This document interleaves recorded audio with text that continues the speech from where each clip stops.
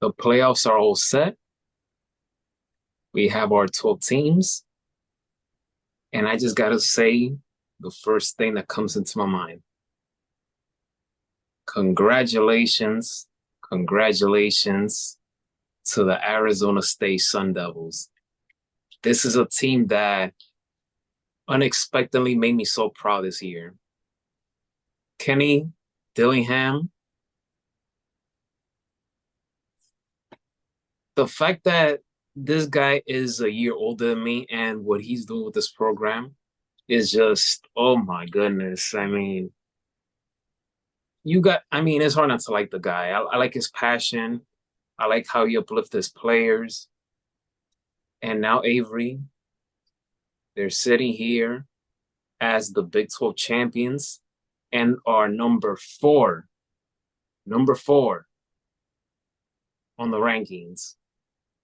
What a season. What a turnaround from a 3-win season last year to a 10-win team this year.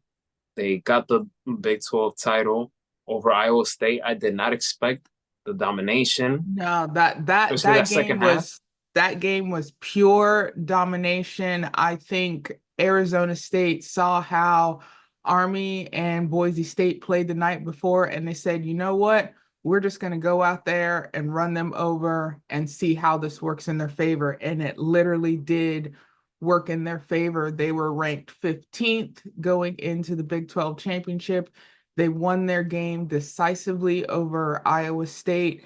And not only did they get into the playoff, they got a first round bye.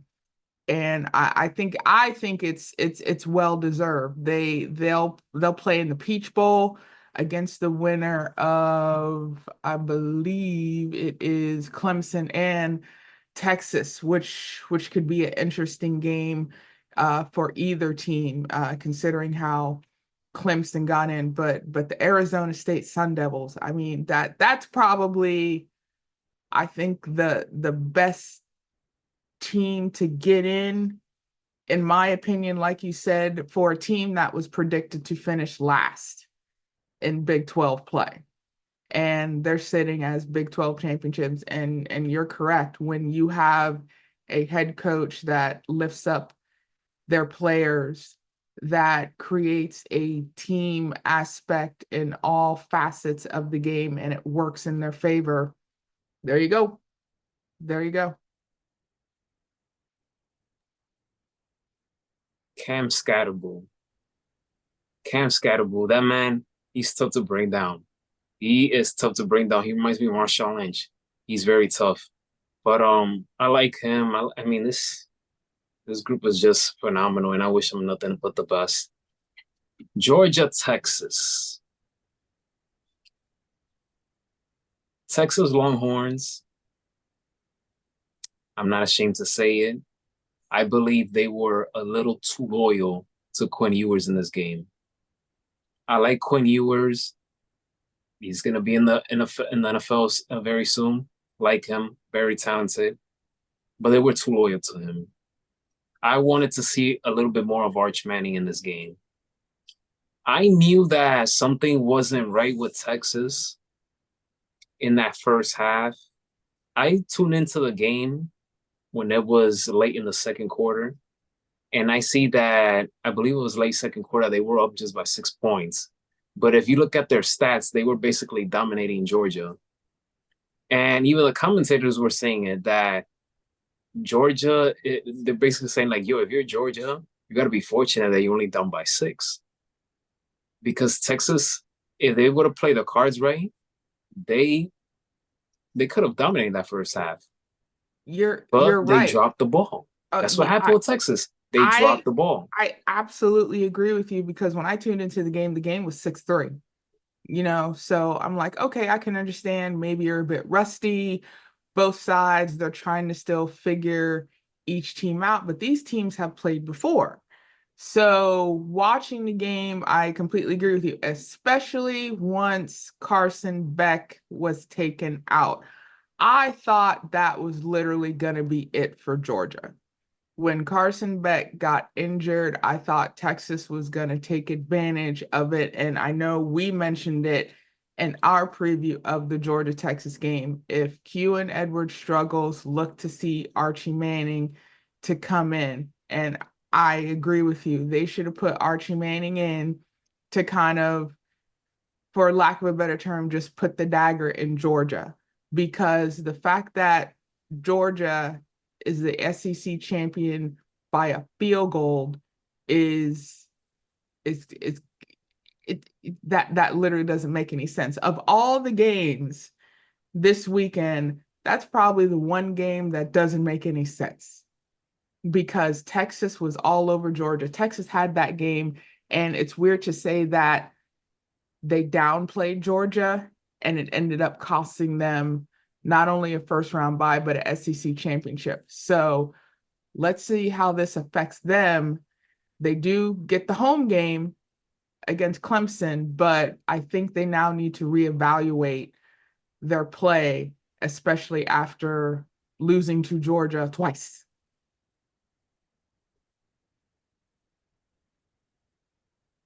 Kirby Smart in this game lived up to his last name.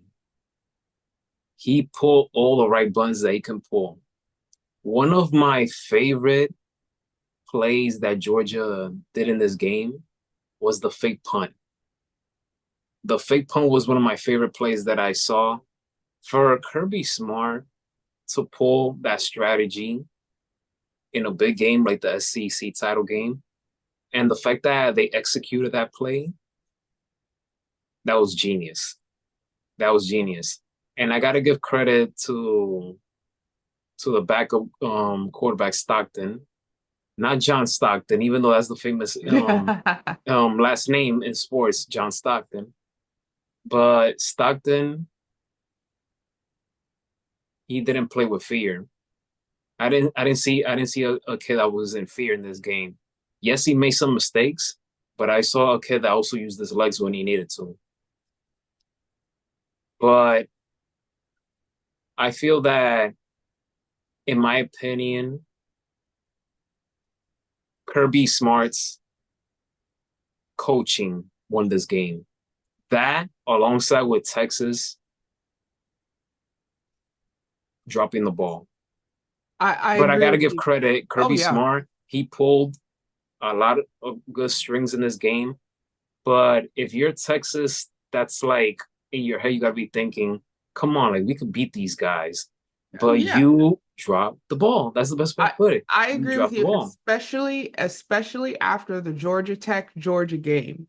I think Kirby Smart kind of looked at what happened in that game. I mean, and that game, like 8 overtimes, you're playing against a team that an old-fashioned rivalry. They just wanted to stick it to you, especially at home. And I think Coach Kirby Smart said, okay, this is what worked, this is what didn't work. How can we execute this?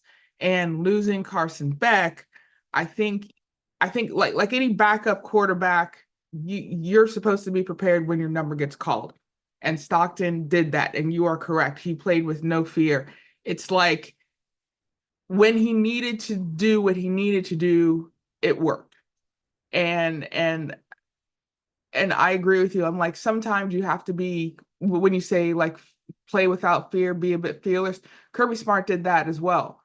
Because a fake punt, a fake field goal is always risky, especially if you're down and you're trying to get the spark in your team. And you're right, it worked in his favor. It was risky, and it was executed very well. So it worked in their favor. And I think, again, on the flip side of the Georgia Texas game, Georgia now has the time to rest, to heal, to work on a game plan, because I agree with you. They squeaked by, and you're right. Texas did drop the ball.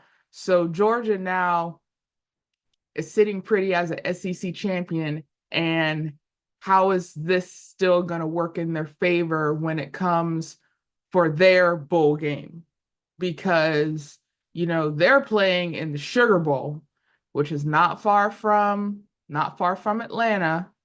So it can be like a glorified home game for them, depending on who they get, whether it be Indiana or Notre Dame. But as weird as it is, I don't want to say Georgia squeaked by, but they did, but nothing but respect for the Georgia Bulldogs. Nothing but respect for the Georgia Bulldogs.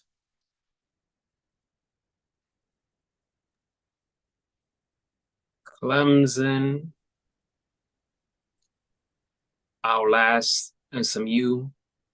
They were up 31-14. SMU, I give them credit for battling back. And for those of you, if you have ESPN Plus, if you like 30 for 30, go and watch 30 for 30 Pony Excess. It's about SMU when they got the death penalty in the 80s.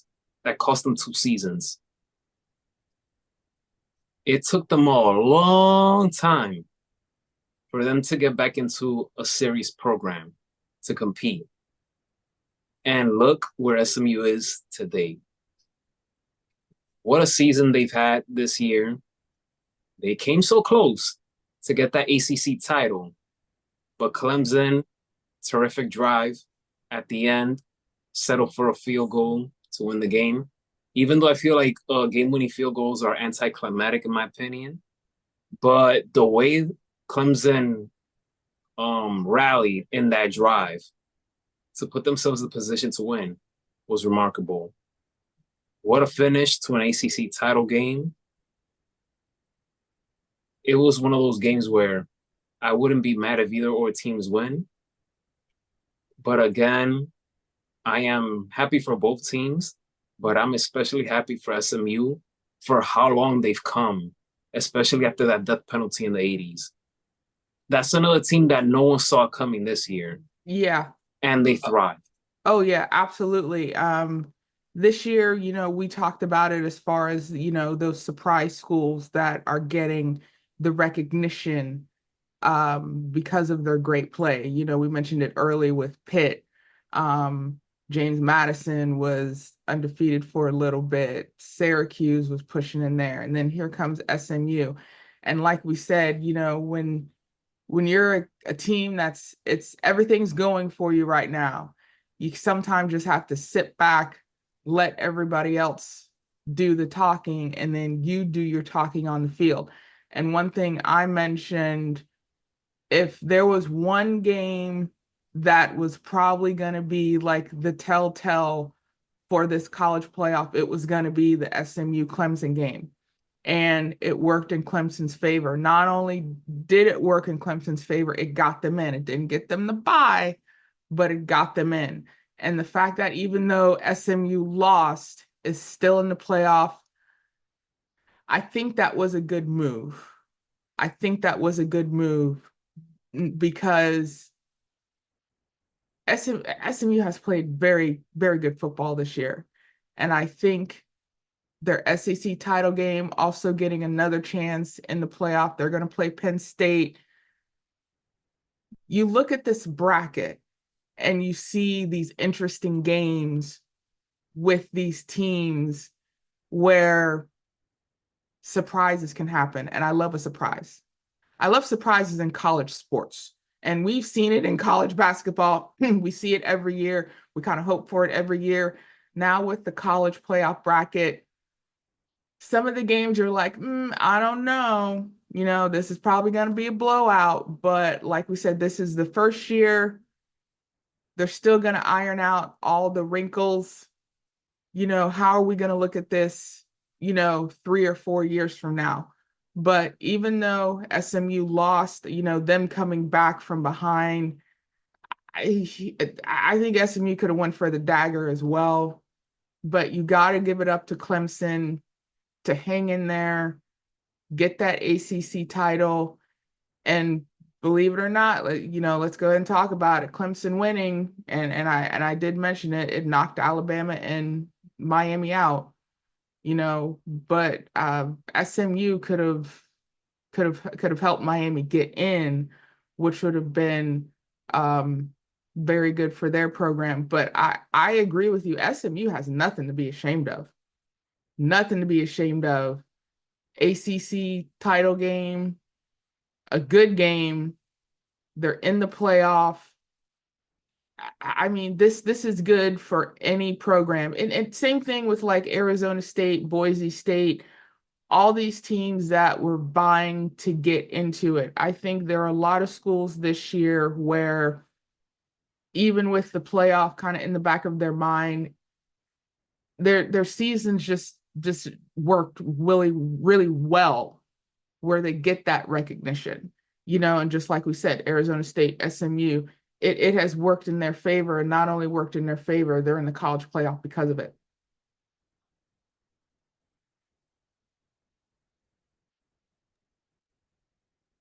We had to give huge praise to Boise State, Marshall. Boise State won the Mountain West title. Marshall, they won the Sun Belt championship. I am a bit salty that Charles Huff won't be returning next year as their head coach. I saw on Twitter that they have a new head coach now for next season. I forgot his name. I gotta look into it and probably talk about in the next content for college football time wherever we may go. But that didn't sit well with me because Charles Huff, in my opinion, in his fourth season with Marshall, he's done a solid job in terms of taking this team to bowl games, um, even before the season. And you would think that the success that they've had this year, I mean, this is the first time since 2015 that they won 10 games in a season. So I like him as a head coach. He seems likable. His family is happy to be at Marshall. Like he said it in a press conference that he would love to be back. His family made friends at Marshall. Like everything was falling into place for them, for him and his family. So I don't know the all the nuances behind the scenes, but a person as a fan of the sport outside looking in is it leaves a bitter taste in my mouth. The fact that he won't be on the sidelines coaching for this team. I feel like they're just getting started, even though this fourth season. But I feel like this is the beginning of something special for Marshall. Now, by them doing this, I can hope for that it turns into one of these situations of a Mark Jackson going to a Steve Kerr. Things were going well. You fire the guy. Shit, it's crazy that he still doesn't have a head coaching job nowadays. But if Marshall is going to do this, you got to make sure that the scale goes like this and not like that. You're right, because a head coaching change can have an effect on a program. And, interesting you mentioned Boise State, Marshall. Let's also mention Army. Army beat Tulane 35-14. They won their American Athletic Conference. Salute, salute, salute. Interesting enough, Marshall will play Army in their bowl game. I thought that was kind of an interesting mix.